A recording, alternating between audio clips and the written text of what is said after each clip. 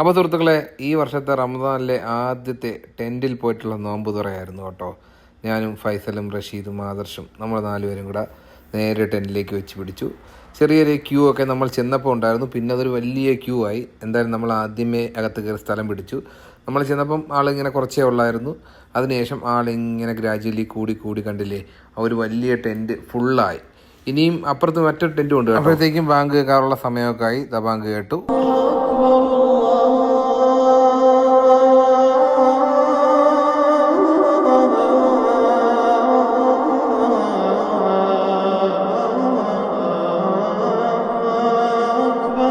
താരങ്ങളും മേഘങ്ങളും തസ്ബീഹോതും രാവിൽ, പാപങ്ങളാൽ ജന്മങ്ങളി തഖ്വയിലൊഴുകും നേരം,